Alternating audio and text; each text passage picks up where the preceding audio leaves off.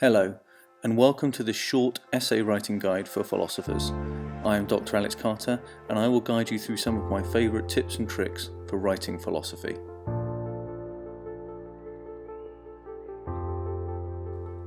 Let us begin by looking at the general structure of your essay.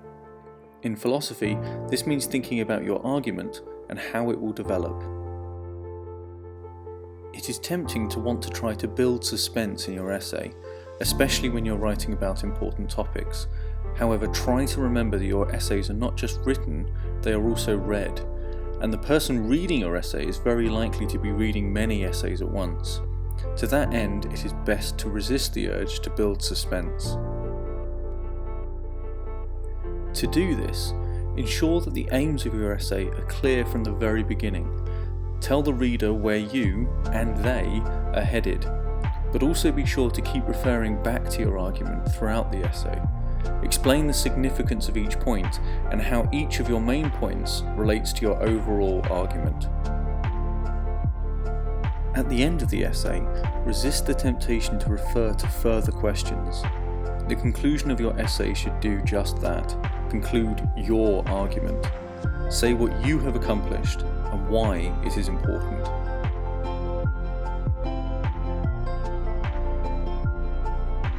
The introduction is perhaps the most important part of your essay. More often than not, it is the hardest part of the essay to write. It is important to get off on the right foot. Avoid framing the essay in narrative terms. That is, a philosophy essay is not telling a story. For instance, your essay should be structured not chronologically, but argumentatively. The best thing to do, therefore, is to start the essay by stating quite clearly what you will be arguing. Don't be afraid to use the introduction to reframe the question. This is easier once you know what you will be arguing, but once you have a rough idea of what you will say, then it is relatively easy to adopt a specific approach to the question. You might do this by defining the key terms of the question itself. By defining or redefining key terms, you can find many different ways of approaching an answer. One practical piece of advice is to write the introduction last.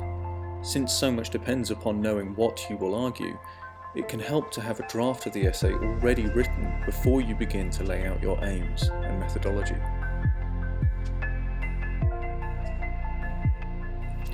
In the introduction and in the body of the essay itself, it is important to remain clear and consistent in your approach. Think very carefully about the definitions you are using, about the scope of your argument, and consequently about what counts as success and failure. Most importantly, be sure to communicate this clearly to the reader. The details do matter. What appears to be a throwaway comment can often be the main turning point of an argument. Readers of philosophy essays are especially attentive to particular words or phrases. We will return to this point in a moment.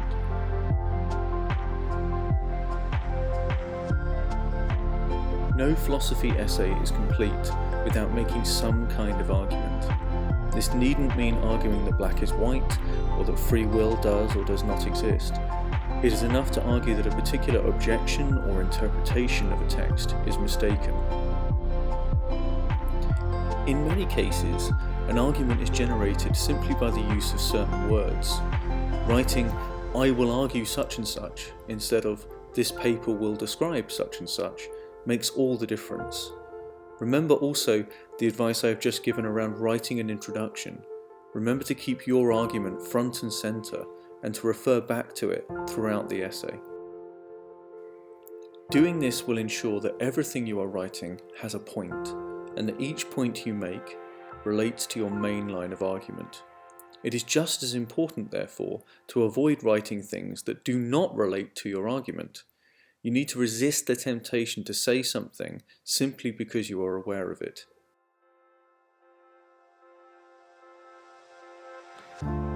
When it comes to your conclusion in particular, you must avoid bringing in new talking points. Simply refer back to the points you have already made. One simple trick is to match your conclusion to your introduction, but this time in the past tense. If you don't like this idea, then just make sure to say how you have answered the question.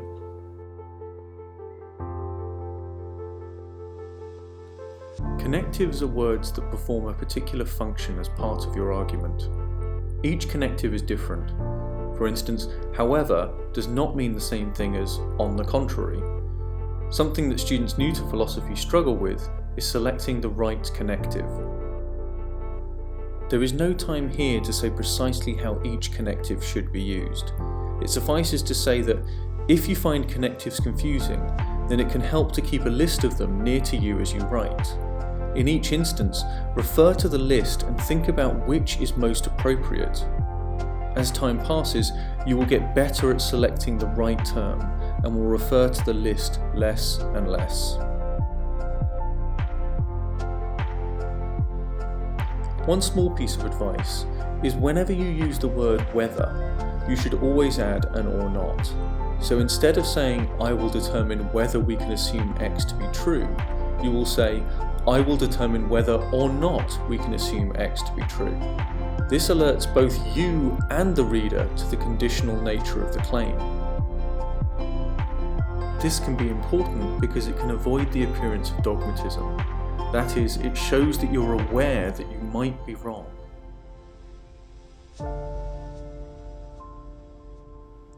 Those new to philosophy often think that they need to put their claims beyond doubt. This is a worthy aim, but it should not be done at the expense of the argument itself. Simply asserting your conclusion as self-evident without developing an argument means that a reader is liable to disregard your conclusion as dogmatic. You need to give the reader reason to agree with you. My advice here is to be honest about the scope of the claims you are making. Are they premised on a particular reading, or do they take anything for granted? If the answer to this question is yes, that's not a problem. You just need to say what your interpretation of the text is, or what it is you are taking for granted. This allows the reader to know on what basis they might agree or disagree with you.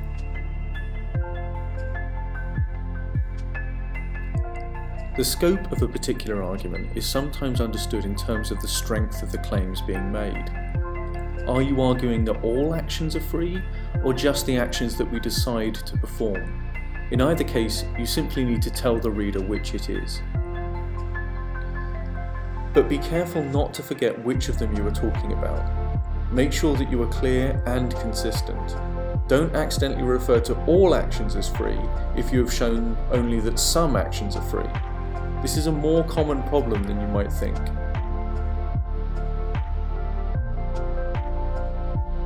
Avoid rhetorical questions whenever possible. They can be useful, but more often than not, a declarative statement is preferable. If you find you are writing lots of rhetorical questions, then try to break this habit early by avoiding them completely.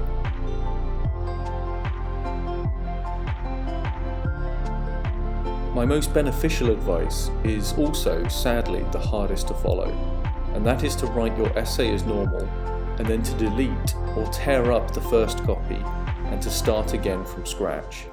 This is incredibly difficult, but the advantages are numerous. To begin with, imagine knowing what your argument is before you set pen to paper or fingers to keyboard. It is notable that the second draft is never identical to the first. This is because in writing the essay for the second time, new ideas can come to you that, rather than distract you from the writing process, serve only to embellish your writing. I remain confident that I can always tell the difference between an edited first draft and a fresh second draft.